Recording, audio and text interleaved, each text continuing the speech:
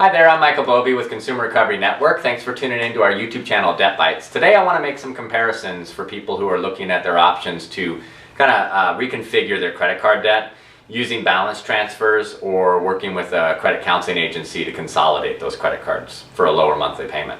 So there's obviously benefits to getting your interest rates lower, right? Your debt suddenly becomes more affordable, and more often than not it's more specific to the fact that your monthly payment is now lower and something that you can actually continue to make. Anybody that's in a situation where they've got pretty dependable employment, their income doesn't fluctuate much, they may even pick up side money, but they certainly don't expect to lose monthly income, is in a good position to look at how they can afford their existing debt by using some creative things like balance transfers. The fact that you have to balance transfer to begin with is a problem. And what I mean by that is that were it not for these introductory offers and 0% interest and all that, your debt would be unaffordable. It's a problem. You have to do these kind of things to make your monthly bills. Then you need a different kind of solution. So to begin with, let's talk about you. Let's talk about the person that is not simply out there looking for a newer, better rewards card and wants to have their balance over there, or had a bad experience with a bank and wants to move away from that relationship and just doesn't have the cash to pay off that balance. Somebody who is surviving on their monthly budget, most of it going towards debt payments, and needs some kind of interest rate reprieve, rather than do your next balance transfer, I would want you to look at a more permanent solution, okay? If it is just one card that you're having a problem with, and say the interest rate is 15% or something like that, you can use in fact on the screen is a link to our hardship article and hardship plans. You can use a bank's internal policies, if you know them in advance, to your advantage to get your own lower monthly payment, okay? It may not be zero interest, but at least you're not out there doing the balance transfer boogie, looking from one card to the next, zero interest rate, waiting for that to expire, moving to the next one, moving to the next one. It's a game of musical chairs. As soon as you're not going to get approved for the next card, the music has stopped and you're without a chair, and your debt is going to hammer you. So be proactive, or at least start to look at some of your proactive options. One of them is taking the bull by the horns, stopping the transfers, working with your bank if they have a hardship plan. Now, if you have more than one account that you have to do this with, it can become problematic. Because a lot of banks are no longer offering long-term hardship plans, right? During the recession, at the height of it, we saw the most defaults on credit card bills that we've ever seen. Most of these banks had their rates of defaults triple or double at least. So during that time, they were much more reasonable and would jump at the opportunity often at the first sign of problem with one of their account holders, one of their members, to give them some kind of repayment option. Whereas today, we're at low record credit card defaults. So banks are less, they're not leaping at the chance to lower their profit by lowering your interest rate. They may still offer you a hardship plan. Larger banks like Chase, B of A, and Citibank do. Some of the smaller ones don't. Or if they do, they only offer them temporarily. 3, 6, 9, 12 months long.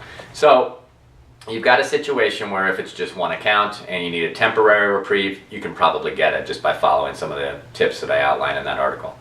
If you are looking to do more than one account, it becomes problematic if you have multiple accounts that aren't going to give you the long-term one, and or you have multiple accounts that some are going to lower your interest rate in a hardship plan down to, say, 6%, some are going to do it 11%. You have to answer a bunch of budget and expense questions that you may not be prepared for. And you may not know that when you're answering those questions, it will dictate what you have left over. It's called discretionary income. After everything's paid for, all of your bills and life expenses that we all normally have, and then your bills are met, what's left over? And if it's $200, you're going to get this interest rate. If it's $400, that bank isn't going to give you that interest rate. They may not give you any break at all. You need to know about that and kind of prepare for that. The more of that kind of cake you have to bake, you have to know the formula, know the ingredients, know the time to put it in the oven. And if you have to do that and you're baking 9 cakes, 9 cards, 9 hardship plans, it's typically not going to work out for you. Not today. Not like it did 5, 6, 7 years ago. So in that context, you'll work with a credit counselor to accomplish the same thing. You can get a quote with one phone call. You're not talking to one bank, another bank, and another bank and taking up 5 days worth of your time. You just make one phone call to one national agency and they go through that exercise with you. And they input the information and they can actually give you a quote. You don't even have to be behind with your creditors, you can be current. And they can give you that monthly reduced payment quote right there over the phone if you have all those answers, or within a day or so. You can call and talk with a certified counselor by calling the number on the screen and pressing option 1. That's my hotline, and I've connected it to the largest, oldest, I think they've been around since the 50s, nonprofit credit counseling agency, and get that quote. They're not pushy. You know, you're not there to enroll. You're there to get a quote and understand what your monthly payments can be reduced to, as opposed to looking at all of your balance transfer options. So for somebody that has more than one account, somebody who is listening to what I'm saying and understands that the next balance transfer is not necessarily the solution, look for a solution, something that's more permanent, and get out of debt. Get rid of the cards. Quit carrying the debt from one card to the next. It's a problem. It is the problem. It's not the credit card that's the problem. It's not the interest rate that's the problem. It's the debt that is the problem. So put an end to that, and you have resources, right? So what about you, somebody that's watching and thinking, well, okay, so I'm going to do a balance transfer and I just want to get away from that bank, or I want, you have the budget bandwidth. This isn't a issue of unaffordability. There's costs to doing balance transfers. Sometimes those costs, if you think about them, and you just add them up and put them and use that same amount of money to pay down the debt more aggressively and lower your interest or lower your monthly payment that way, that's an option. There are times where you can talk to your bank and get your interest rate lowered because there's competitors out there. They have competitors. So it's ready to, you're on this video, you found this because it talks about balance transfers and avoiding them or engaging with them. And your expiration date for your introductory offer is in a month or two, and you're doing the research. Maybe it already happened and you got the first bill and you're going like, well, what? Oh, I forgot it was going to reset. And now you're paying 13% interest and you're looking for the next offer. We don't do much of that. We don't talk much about that on this site, but there are some sites that do a ton of it, right? So you've got creditcards.com, cardratings.com, bankrate.com are some really good resources for you to check out balance transfers.